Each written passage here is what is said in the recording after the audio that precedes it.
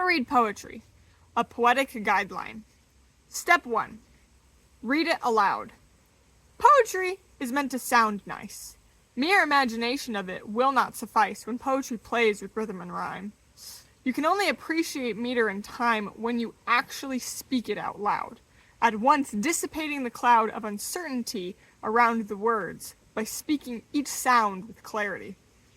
This is the element I am currently demonstrating. Dictation.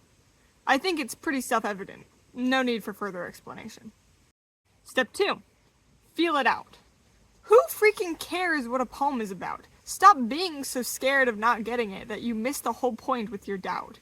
You need to become aware of the feelings the crafted words chosen arouse. Your focus should be on the images and sounds. Notice sensations, the stirrings occurring inside of yourself. Finding a meaning is secondary.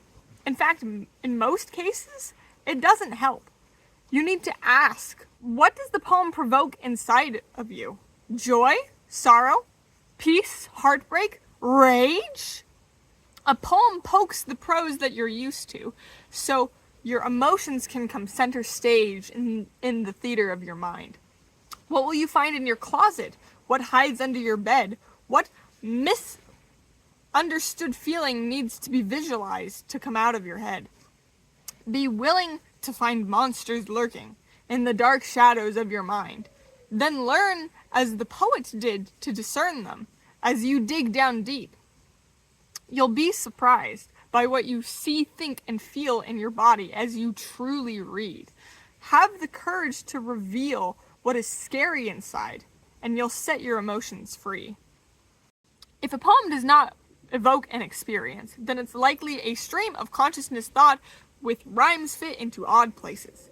Or worse still, a poem is so technical it fails to mean anything. It's a waste of spaces. Focusing only on formatting is detrimental, and so is saying anything you think.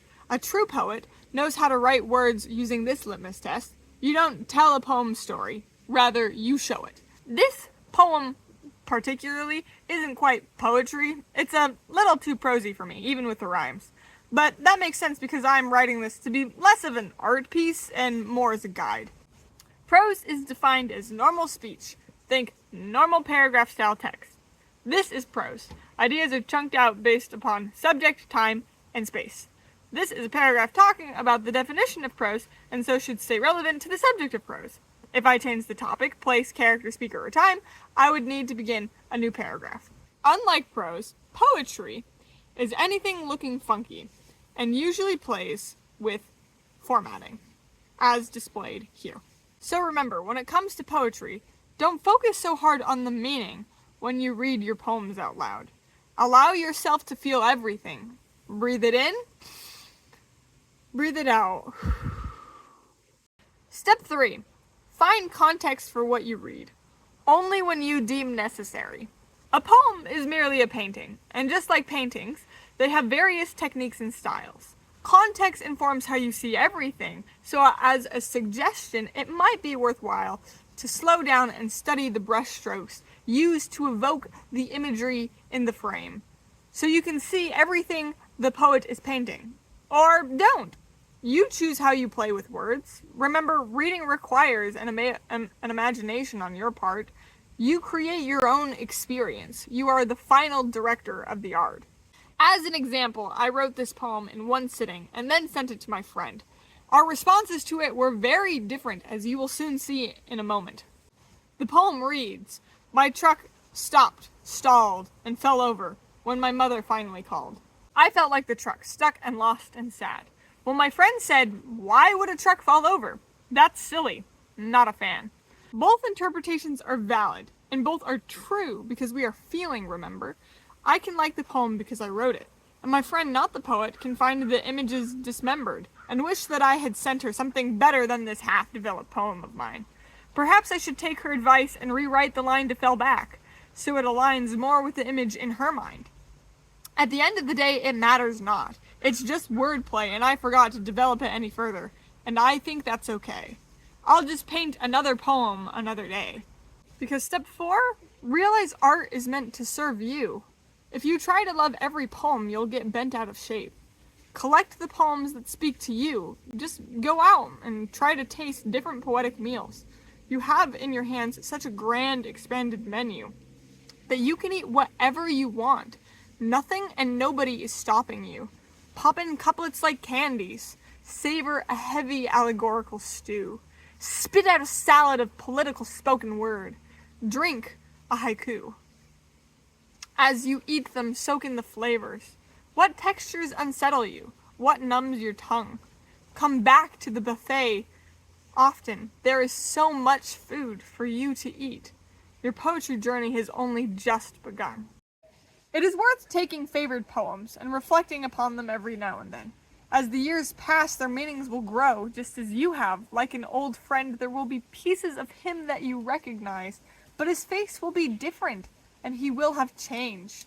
Because you, with the eyes of the beholder, will see beauty differently now. It will be strange feeling how the poem means something different to you than upon the first or third or 50th read. Still, some things stay the same, and there's nothing like the comfort of a warm hug given by familiar company. My advice right now is to find a poem that draws you in and spend some quality time getting to meet him. Have a conversation. He might be a friend for a day, or perhaps a lifetime. Step 5. In the midst of all these poetic possibilities, take time to be quiet.